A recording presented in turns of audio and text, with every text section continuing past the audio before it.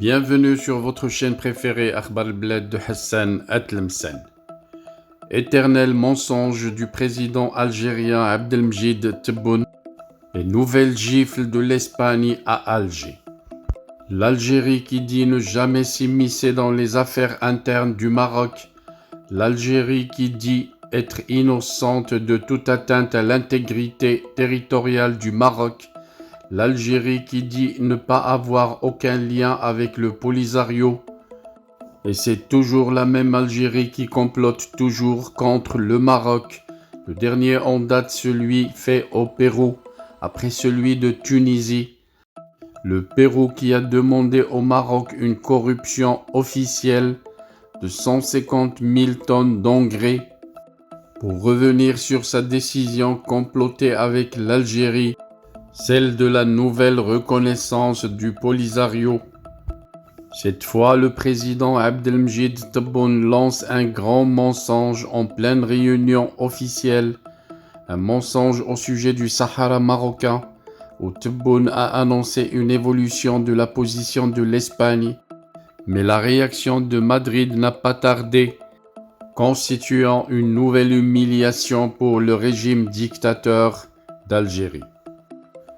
Effectivement, le président algérien a inscrit le samedi 24 septembre la question du Sahara occidental sur l'agenda de la réunion entre le gouvernement et les wali-gouverneurs. Intervenant à la séance d'ouverture, Abdelmjid Tebboune a oublié les grands thèmes de la rencontre, comme le rôle du wali dans le développement économique local et le nouveau cadre juridique pour la promotion du climat des investissements, pour se focaliser sur le différend régional, une occasion de lancer de nouveaux mensonges tels qu'il a l'habitude de le faire. Le Sahara occidental est une affaire de décolonisation inscrite à l'ONU. Nous y avons aucune ambition, rapportent des médias locaux. Nous défendons les Sahraouis parce que nous avons combattu le colonialisme et l'oppression des peuples que nous ne pouvons admettre, a-t-il réaffirmé. Dans son allocution, Abdelmjid Tebboune a prédit une évolution de la position du gouvernement espagnol sur ce sujet, estimant que l'Espagne a commencé à revenir à la décision européenne sur la question du Sahara occidental. Le président se fait ainsi l'écho de la satisfaction exprimée par la presse algérienne au lendemain de l'intervention le jeudi soir de Pedro Sánchez à l'Assemblée générale de l'ONU. Plusieurs médias locaux se sont réjouis que le chef de l'exécutif espagnol n'a pas réitéré son soutien au plan marocain d'autonomie au Sahara. Pour rappel, Pedro Sánchez a déclaré que l'Espagne appuie une solution politique mutuellement acceptée dans le cadre de la Charte des Nations Unies et des résolutions du Conseil de sécurité. Quelques secondes après, le message du gros mensonge de Abdelmjid Tebboune est capté à Madrid et l'Espagne répond à l'Algérie sévèrement, pas de changement de position sur le Sahara. Alors que l'Algérie parle d'un changement de position de l'Espagne au sujet du Sahara occidental, c'est le ministre des Affaires étrangères qui réitère le soutien de Madrid au plan d'autonomie proposé par le Maroc. Le ministre espagnol des Affaires étrangères a répondu indirectement à l'annonce du président algérien, faisant état d'une évolution de la position de l'Espagne sur la question du Sahara marocain. La position de l'Espagne est clairement exprimée dans la déclaration conjointe hispano-marocaine du 7 avril. Là-dessus, il n'y a pas le moindre doute, a précisé José Manuel Albares dans une interview accordée au quotidien La Razón.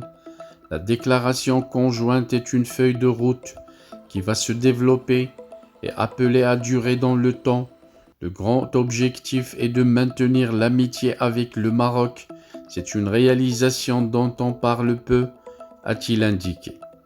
Pour rappel, Dans le texte publié le 7 avril au terme du sommet tenu le même jour à Rabat entre le roi Mohammed VI et Pedro Sanchez, l'Espagne a reconnu l'importance de la question du Sahara pour le Maroc, ainsi que les efforts sérieux et crédibles du Maroc dans le cadre des Nations Unies pour trouver une solution mutuellement acceptable. L'Espagne a également considéré l'initiative marocaine d'autonomie présentée en 2007 comme la base la plus sérieuse, réaliste et crédible pour la résolution de ce différend.